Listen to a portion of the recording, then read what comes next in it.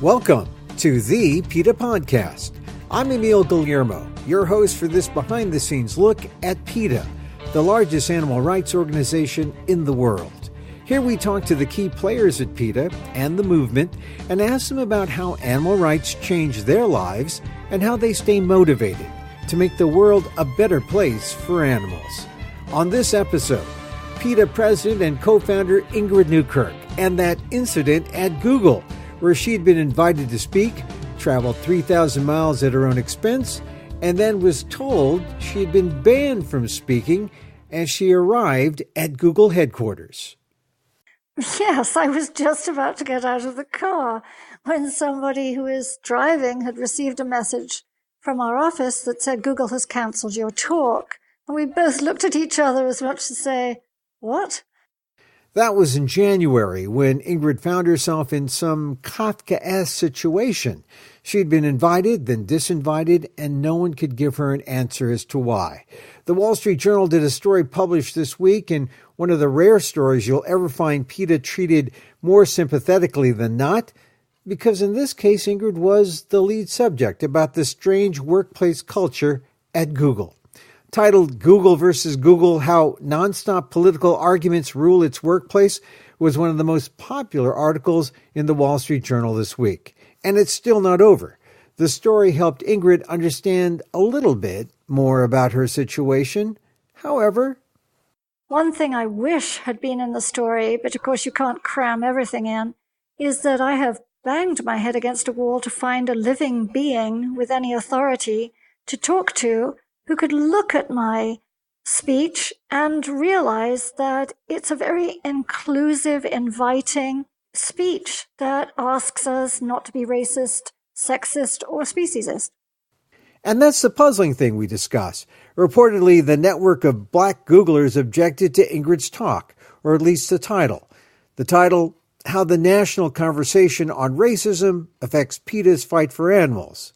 But Ingrid's speech features a bit from Reza of Wu-Tang Clan. We'll get into that with Ingrid. But first, I want to thank you again for being part of our listening audience on the PETA Podcast and the opportunity to do some good for the animals 24/7 via these programs on the internet.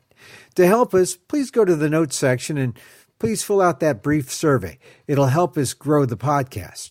You can also send a link of the show to your friends and let them know the animals have a voice on the PETA Podcast. And if you missed it, catch up on our past shows. The Kentucky Derby on the first Saturday in May means more people will be following horse racing. Find out in one of our past episodes what PETA is doing to end animal abuse on that front. Check out all our previous episodes and go to Apple Podcasts. Rate, review, let Apple know you care about the PETA Podcast. And now for my interview with Ingrid Newkirk and how her speech on inclusion and ending racism, sexism, and speciesism got tangled in Google's inability to solve its workplace diversity issues. Here's my conversation with PETA president and co-founder Ingrid Newkirk on the PETA Podcast. I know you've been bothered by this issue, and yet the stories come out now. How do you feel about having read the story? Well, I think it's very good that it's out in the open. Wall Street Journal has covered a lot of the issues that are going on at Google. One thing I wish had been in the story, but of course you can't cram everything in, is that I have banged my head against a wall to find a living being with any authority to talk to who could look at my speech and realize that it's a very inclusive, inviting speech that asks us not to be racist, sexist, or speciesist. Yeah, I mean, but when you say you couldn't find a person, meaning that your interface with Google, there's a tech term, interface, but I know that you dealt with this guy, Lucas Freitas, I believe his name was, and then you couldn't, there were no higher ups. I mean, they sent you to a Google form or they sent you to some kind of digital thing. There was no person. Well, Lucas Freitas is with Googlers for Animals, and he is one of the people who set up this talk. And he was as gobsmacked as I was to moments before the presentation was to begin to find that Google had cancelled it, and written on the whiteboard outside the auditorium, "Cancelled by Google." No explanation, nobody to speak to, nothing. Google has told Freitas that he can't speak about this. They all have very strong confidentiality agreements, so his lips are sealed. After a lot of pushing on the day in the auditorium, which I went to apologize to the people who were waiting there for the talk to begin, I was able to get a low-level person with no authority on a telephone who then told me that he couldn't really help. So this is sort of like there is some kind of authority over all these people. The humans are lowlifes. There's some kind of authority that you can reach who might be able to say yay or nay or keep speaking or whatever. I mean, I'm still hopeful that there will be somebody with some common sense and with some authority at Google who will look at the speech. I mean, the low-level person made me send it to him, and I sent immediately, within minutes, the whole speech and the visuals. And the RZA of the Wu-Tang Clan had a video that I showed during the presentation. It's a fabulous video. I sent them that. And I have a handout called How Bigotry Begins, which should have allayed any fears that there was anything amiss in this talk, other than asking people, well, not other than, but it simply asked people to come together and examine prejudice in all its ugly forms. So nobody has looked at it that I can figure out, and I'm hoping somebody will, and will just say, if anyone wants to come and argue with this woman, please, she welcomes your presence. Come and hear. Open your ears and your mind. And yet this is what's been banned by Google. I mean, we want to get into the nuts of this, but let's go back to that parking lot scene. I mean, well, first of all, when you were invited, months before, how long before you showed up in California that the invite was given? It was, good Lord, many months, because my schedule was packed and they were working things out for when they could accommodate me. And so many months, and we settled on a date months in advance. And so I flew out. Yeah, all this could have been worked out ahead of time. You show up and you're in the parking lot, and then you get the message.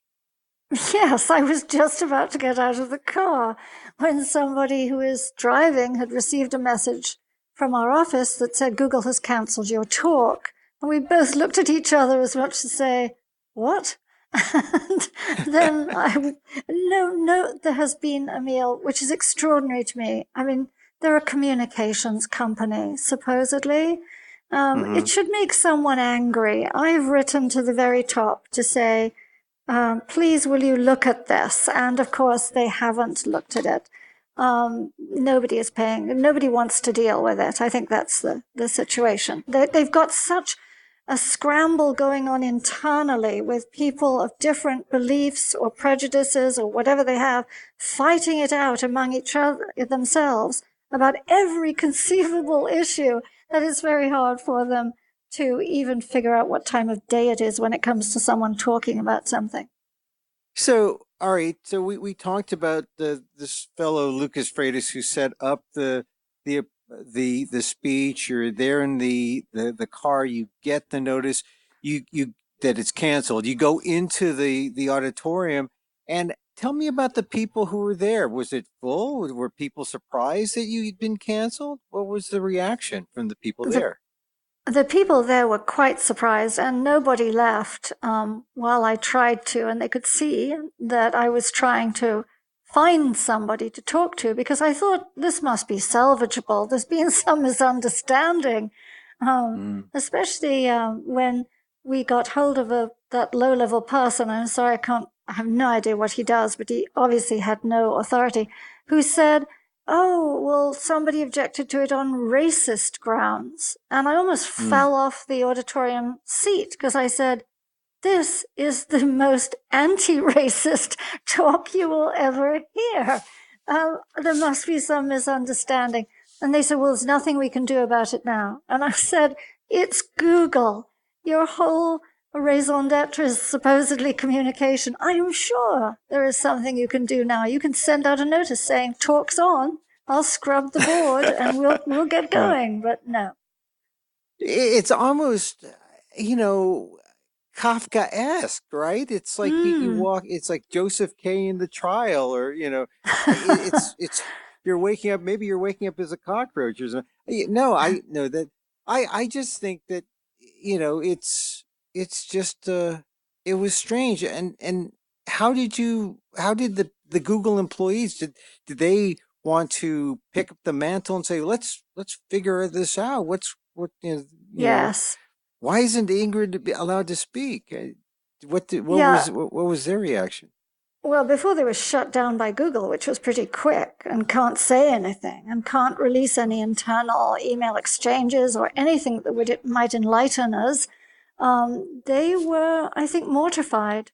They were embarrassed. They were apologetic. And I was apologetic to the people who had shown up to listen. And I did give them handouts, and I said, I'm pretty sure this is going to be rescheduled, so please stay tuned. Little did I know that a wall of silence would then be put up. That was it. Yeah, according to the article, there were members of the Black Googler Network. Did anyone from the Black Googler Network, did they show up there to greet you or to tell you why they objected? Or did reading this in the Wall Street Journal, did that surprise you that it was the Black Googler Network? Nobody showed up to say boo to a goose. I mean, you would think if you had canceled something, there would be someone there to glad hand you at least and apologize or say, I'm awfully sorry, but you've run into a glitch and I'm terribly sorry you're inconvenienced. And so, but nothing.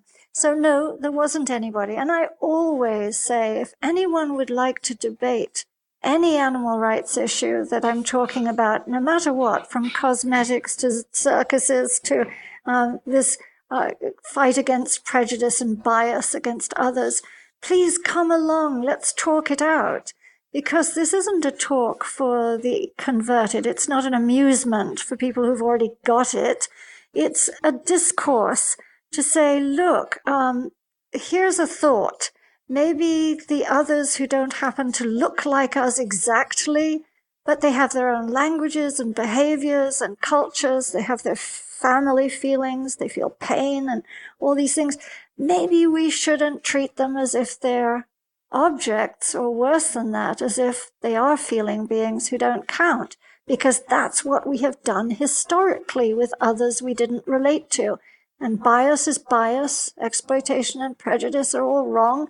Let's talk this out. Let's see if we're on the right track here, or if we should rethink our societal attitudes. And so argue. That's grand, because that's how it's supposed to be what young people do. And pardon me, but I couldn't see anybody over 26 on the Google campus. So you'd think they would be ready for this.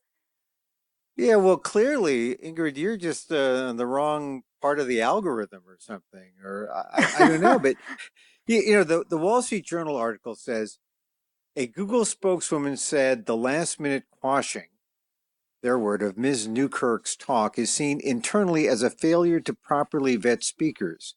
Since the cancellation, Google has formed a group of employees whose job is to review speakers in advance. Google also has published new guidelines for acceptable content in talks at Google. Her speech would be prohibited under the new rules, which aim to make all employees feel included, said the Google spokeswoman. Does that surprise you? This is from the Wall Street Journal article.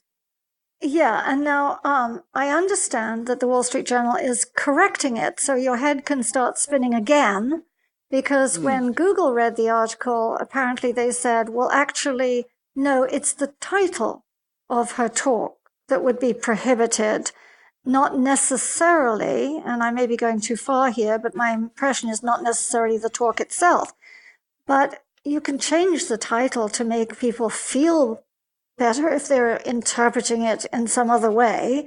That's not a problem. Talk to me and tell me what you want the title to say. We'll agree on something, and then I'll come and give the talk, because that is totally inclusive. It, in fact, brings up an exhibit that's touring the US that says, race, are we so different? And draws a conclusion that really we've only put in place the idea of race so that one powerful group could exploit another. And I talk about the animal races, human races, that it's all irrelevant when it comes to how you treat another person, another individual, another living being. And that is about as inclusive as you can get. So the title of your talk was How the National Conversation on Racism Affects PETA's Fight for Animal Rights.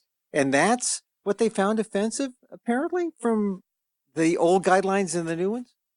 Yeah, I think, Emil, that somebody interprets that in a defensive way to think that perhaps talking about Black Lives Matter and so on, police brutality to blacks, that might be impeding the animal rights conversation.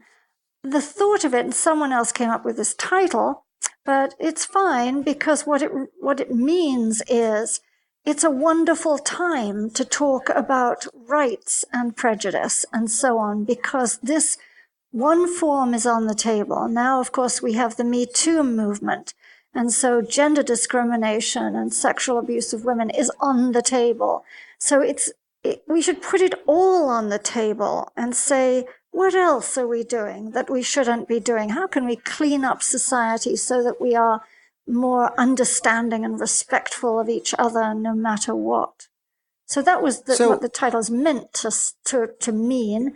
And I think someone just decides the way they confuse sexism and sexuality is that sometimes people just hear a word and it sets them off without thinking about it. And so you're there at Google, you're talking to people. It's almost like there's no one who's taking responsibility to actually address you. And how do you leave? Do you just say, well, I guess I have to go. I will deal with this. How did you leave that day? Well, it's San Jose, so I had flown from San Francisco, so I raced to the car, sped to the airport, and managed to get on the overnight flight back to Washington so that I didn't miss another day for no good reason. And then I had left it. Well, how I left it, which doesn't mean how they left it, was simply that I still had hope in my heart. And I said to them, please read what I've sent you and look at the video, look at everything I've sent you. I've sent you the contents of everything I have and our handout. And please, then you'll see why it's not a problem. And let's see if we can reschedule this and I will come back. We can set it up again. And so that's how it was left. And I was given the name of somebody above this poor fellow on the phone who had no authority. And so I emailed him. And I got one email back that just said he was overseas, he'd be back in touch. And then I could never reach him ever again. And then I went to someone else that I found on the internet, who is a vice president. Nothing. And I just can't reach anybody. Yeah, this seems to be a thing with internet companies. They forget that it's still communications between people. And I mean, if you happen to be caught up in any of the Google webs, some of the trappings, like say, if someone determines that you violated something in AdWords or, they just banish you and then try to communicate with someone about, hey, what happened here? And there's just nothing. There's no court you go to. You're just banished. Or I have friends who've been banned from YouTube or their accounts have been taken down. YouTube owned by Google. And once again, you feel like you should have rights or some kind of recourse. Let's talk about this. Nothing. And so when I first heard about this before the Wall Street Journal story, I thought, I hope you get an answer, because I find that tech companies are the most incommunicative groups around. And just try to get customer service, right? It's not like you call a number. Yeah, try to ring Google. I mean, somebody said to me, why don't you just try to ring Google? Because it'll be an experience you'll never forget. And I recommend it to everyone if you wish. If you're not frustrated enough by anything else in life, try to call Google. They don't take messages. They don't have a directory. There's nothing. They'll tell you if you want a job, what you can do. It's absolutely hopeless. And if you search their site, it's hopeless to find someone. You know what it reminds me of? What you were saying is like the chicken industry. We talk about how life is so cheap, and you put 10,000 chickens or 100,000 chickens in a factory farm shed, and a percentage of them are going to die because you provide them with no veterinary care, water, or anything. It's your fault that they die, but you just write that off. And I believe you're right that these tech companies and what Google is doing now is just think this is too much trouble to deal with an individual. I'll just write this off. It's a statistics game. It's not about individuals. It's not about individual situations. Yeah, and that's one of the frustrating things. I mean, it's just dollars and cents, and they figure, okay, well, that's a loss, and we'll gain somewhere else. I mean, you just go up and down the line. From Amazon's a little better because now that they're a retailer, they've kind of perfected how they can call you back, and they have this intricate system of when you get a call back. It's a little better than other tech companies, but some tech companies, they believe in the Zen approach where communication is like, well, let's cross our fingers, and it's a Zen experience. and so it's like the Buddhist thing of this may not even be real. You may not even exist. I might not even exist. And in their minds, I don't think I do. Yeah, well, have my artificial intelligence call your artificial intelligence, and then we'll have. Well, this is the modern world, unfortunately, and it almost makes you yearn for the day when you can just, pick up a phone and call someone. Right? Yeah, you can't do that with Google.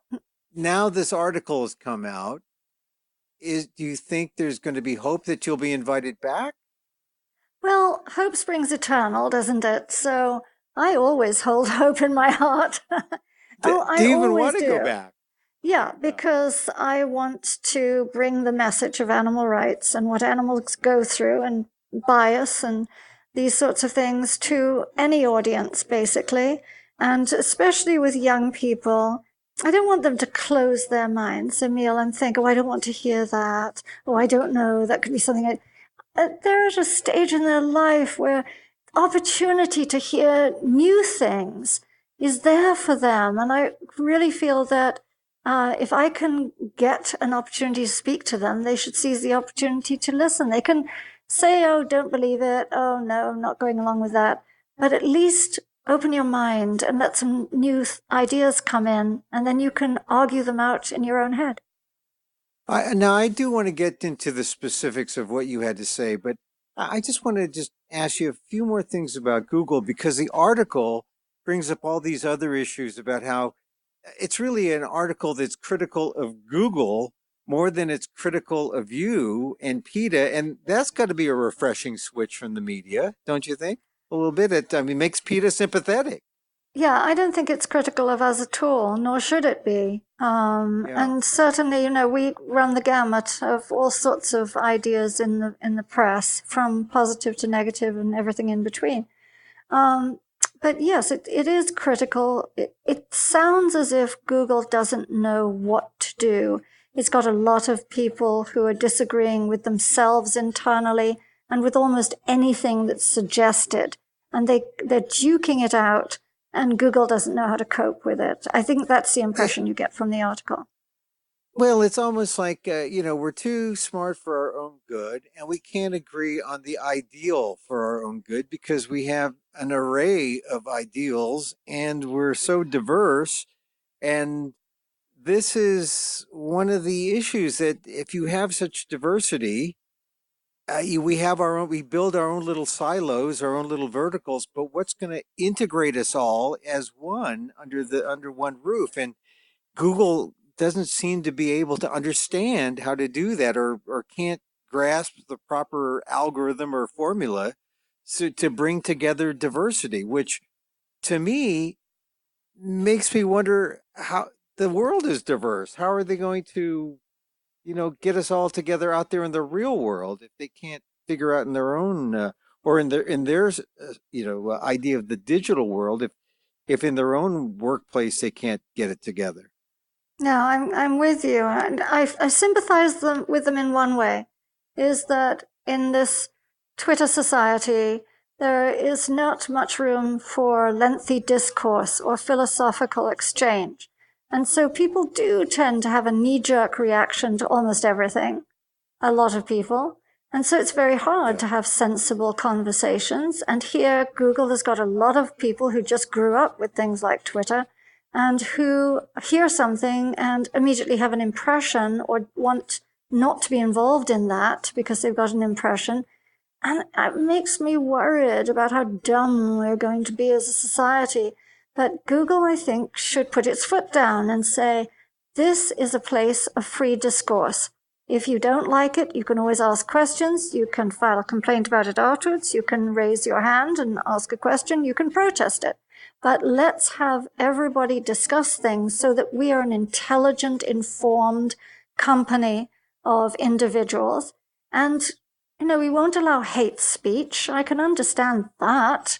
But, let's not just lock everybody out because they don't agree with the flavor of my cupcake today. Yeah. Well, in some ways, Google should be the example, should be the model. I mean, they're supposed to be the smartest people on the block. What does it say when the smartest people on the technologically? Well, what does it mean when the smartest people on the block, technologically or otherwise, can't seem to get together? I mean, but Emil, they may be working toward becoming artificial intelligence, and what I'm seeking is actual intelligence, intelligent discourse. But I do have hope in my heart. I am hoping that one person will think, oh, let's see what this is actually, and then look at it and think, let's invite this animal rights speaker onto the campus. This is interesting, because it is interesting, I think.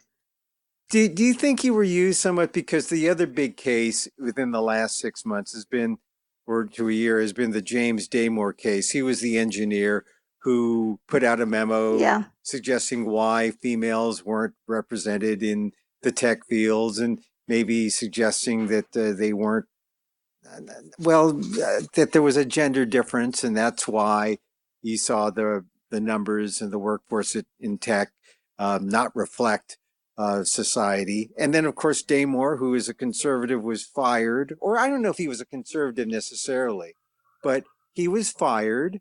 And then he became the darling of conservatives. And so he was suddenly he filed suit. I think the suit's ongoing. When your case came up, maybe the Wall Street Journal saw it as, okay, here's someone that shows the problem isn't just, the rights or the left's intolerance of the right. Here we have the left's intolerance of the left. Here's the left's intolerance of everybody. And you kind of balanced it out so the Journal could come out with this story, I think, in some ways. Oh, yeah, that may well be the case. But I think it's fair enough because it's actually something that happened.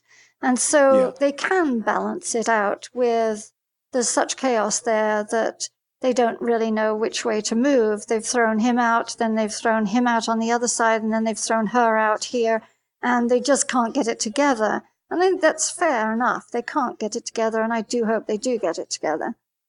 So what is politically correct? I guess it shouldn't be a matter of political correctness. It should just be a matter of let's have this free and open discourse. Of course, the First Amendment doesn't necessarily apply because Google, albeit a public company, is a private, it's a workplace. And I imagine other companies have this issue.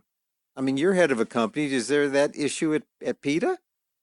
Not really, because we're not a place. I mean, Google is a place where they have set up all these talk groups and they have decided that they're going to educate their staff on various issues and they're going to have well-known speakers come and give their perspective. We're busy campaigning. And it's we who are going out to give talks in various places. So I think Google has said, going to have a lot of talks. Let's see what we can get. And then they've run into all these problems. So, no, they have no obligation to do anything. That's absolutely right. They're a private company. But I would hope they would at least have manners. That's one thing that maybe I'm old-fashioned, but that's astonished me that there's no sense of etiquette or manners here. Of nobody said awfully sorry, or I'll re-examine that and did. It's just sort of like, what's going on? No box of vegan chocolates for you? Don't even need that. I mean, we ate the airfare, which wasn't fair. The time is always precious. We're very, very busy. And this is a rights movement, which means that our clients, if you will, those we're championing, are in trouble. And we need to be as efficient with our time and our funds as we can be. So they wasted them both. And then they wasted my time thinking that I could reach somebody reasonable. And so far, I haven't been able to. But there we are. I do want to get to the guts of the speech. We've talked about it, in various parts of this conversation, but I want to get to it so that we can see exactly what Google banned. But, if you were to talk to other members of the media about the situation here, and to make a public statement about this sort of thing, what would you tell people who want to know, well, God, I read about Ingrid. She got uninvited or disinvited or banned by Google. Banned by Google. Doesn't it sound great? It might actually help me. Well, I think the first thing I would do is send them the RZA video, because it's only 30 seconds, but it's really powerful. I don't know if you remember the Michael Jackson video where he morphed into different people, and it was a call to end racism. Well, RZA morphs into various, and then other people, old people, young people, various races, morph into each other and into various animals. It's quite compelling. And what he says is, and I'll read you exactly what he says. He says, we are all the same in all the ways that matter. It doesn't matter what we look like or how old we are. It doesn't matter what language we speak or who we love. It doesn't matter if we have fur or feathers or fins, the length of our nose, the number of our legs. We're not different in any important way. We all have thoughts and we have feelings. We all feel love and pain and loneliness and joy. We can all understand, but we're not always understanding. We experience ourselves as separate from the rest, but none of us deserves to be treated with less respect. Our task must be to break free from prejudice and to see ourselves in everyone else. And that to me is the summation of my talk. It's let's stop being supremacists. Let's not just look out for me or just look out for my family or just look out for my country or my race or my religion. Let's not just look out for this narrow definition of who I am. We are all in this together, and we should all be looking out for every vulnerable individual, no matter what they look like, or no matter if we relate to them, find them cute, or find them useful. That's the whole concept. And how can that be anything that you could classify as something no one should hear? And the Black Googler Network, what would they think about that?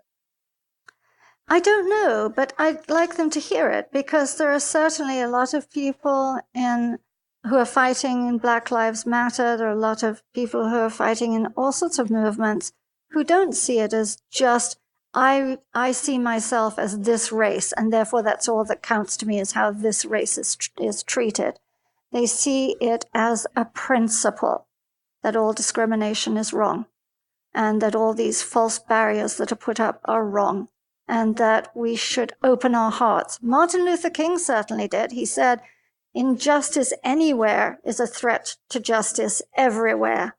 And when Martin Luther King protested the Vietnam War, he was told, don't go there, Martin, don't go there. You just stick up for Black people. That's what you're supposed to stick to. And he said, no, injustice anywhere is a threat to justice everywhere. And now, the King family are vegans and vegetarians, and that it's come home. So nobody who, unless they're just so caught up in the very narrow definition of themselves, should ignore the roots of oppression, which is bigotry. And bigotry comes from supremacism, and that's me saying I'm important and you're not because I can't relate to you.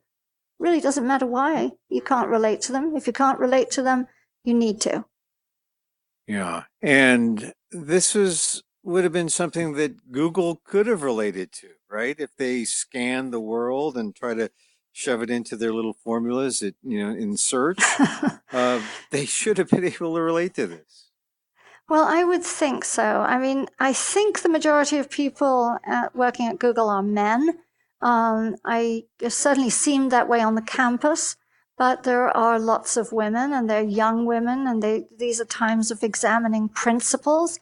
And a part of my talk is about that. It's about how, if you look back in history, how badly women were treated because men honestly, sincerely thought that women were inferior. And people had to challenge that. And they had to say, no. I can go to medical school. I can ride a bicycle. Honest to God, women were prohibited from riding bicycles or running road races. I can do these things. I do have brains enough to play Chopin or do a mathematical calculation. I mean, all these things. But men thought that women didn't. They thought they were bird brains. They were a nuisance. Their place was in the kitchen and the bedroom. They needed to cover themselves. All these things. We think of that as ancient history, and it isn't. It's really just a blink of an eye ago. And we had the suffragettes being force-fed. I show visuals in this talk of women being strapped down. All they were asking for, Emil, was to be able to vote. And they weren't allowed. And so they went on hunger strikes, and they were force-fed with a funnel down their throats, the way geese and ducks are force-fed today to make an expanded liver, to make foie gras that we can smear on some toast and eat. So all that was part of your talk. Yeah, a lot of that is in my talk, a lot more things about women, and a lot of things that are just about how we have set ourselves up as gods and the rest of creation, if you will, as trash. And it goes back in history a long way to when Europeans first went to other countries and saw animals that they'd never seen before. And they saw races they'd never seen before. And they just conquered them. They, caught them up, threw them in the holds of ships and brought them back to Europe, put them in zoos and circuses, the humans included. And it was just prejudice. So we always have to look back at what we're doing today and see what we could improve, in the same way that we can look back today on history and be ashamed and think, how could anybody have done that? We need to be able to do that about what we're doing today and not think we have perfected rights. We haven't. Well, we also slide back too. I mean, we're in May now, and May is Asian American Heritage Month. And, do you think about how Asian Americans have, what as a group it suffered from, say, the Chinese Exclusion Act, from all the different laws that have excluded different Asian ethnicities through the years. And then there was just the Immigration Act in 1965 that lifted these discriminatory quotas that kept the Asian American community in 1965 was less than 1% of the U.S. And now, 21 million strong. Yes. And growing because of immigration changes in 1965. And what are we talking about now? We're talking about more new limits to immigration. So just taking an issue like immigration, and we see how it ebbs and flows based on politics. And so now, politics and technology seem to be the factors of regulating the change that we, can get in terms of progress and how far back we recede. And so from your experience, I guess technology doesn't necessarily make us smarter, I guess, huh? Well, it reduces our attention spans. We know that. But it should open us up more. And in some regard, it does. And I certainly can't fault technology when it comes to having the internet to be able to show films. We show videos, of course, of how chickens are turned into nuggets and how sheep get shorn and actually killed in the process for wool. Extraordinary things that no one else would otherwise be able to watch if it weren't for the internet. And so lots and lots of people are understanding now quicker and in more depth than before we had this kind of technology. And we can reach each other, which is lovely, not just to say I'll be late for my appointment, but to talk to each other about things that are available. Your hope is to maybe bring this talk to Google ultimately at some point, maybe sooner than later. Or is that your communication with Google since the article? Has it been positive, or has there been any communication? Oh, it just came out, so I don't know, and I am hoping somebody will reach out, and if they don't, I'll reach out. Summer is a very busy time, and we're booked chock-a-block.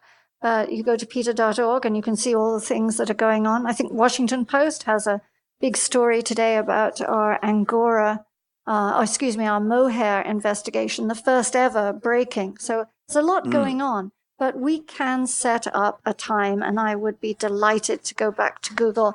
And if people want to protest, please come and protest me. But let's talk.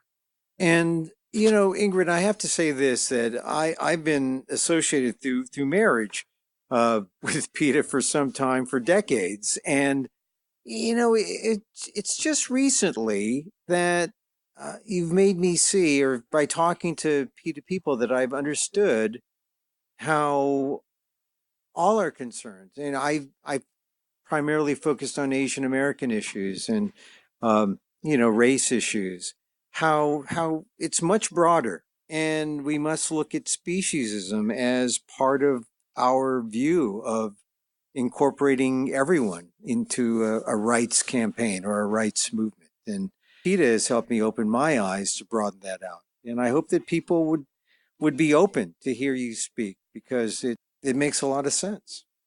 Thank you, Emil. That's very lovely. I just believe that we have to live by some principles, and that's really the gist of everything. Sometimes people say to me, is PETA against this or is PETA against that? And I say, you never have to ask that. You just have to ask one question. Is it cruel? And if it's cruel, we're against it. And so the same is true here, is if you're against injustice, if you're against needless violence, if you're against those things, be against it in all circumstances and to all victims. Don't pick and choose. It's just all one principal thing. Thank you for doing this. Ingrid, it's my pleasure. Thank you for taking the time to talk about this. I know that ever since you were turned away at Google, you were kind of troubled by this whole thing, because I guess you were just trying to understand, right? I mean, you're just trying to understand why. Do you understand better now, with the article having been printed? Yes, I do. I see that chaos is the ruling way that things are going inside Google. And I wasn't privy to the internal workings of Google, but I think the Wall Street Journal has flushed out some of the chaos that's going on there. Well, I hope to see your talk brought back to California to Google. And Ingrid, really, thank you for taking the time to explain the article, your talk, and why or how you were banned by Google. Yes. Thank you very much, Emil. Delightful to talk to you as ever.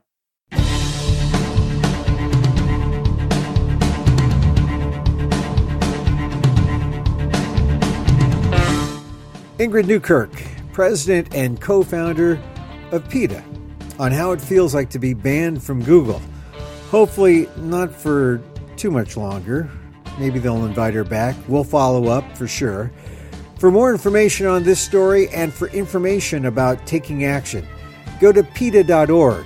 You can contact me on Twitter at Emil Amok, or go to my website at amokAmok.com. That's amok.com. Once again, thank you for listening.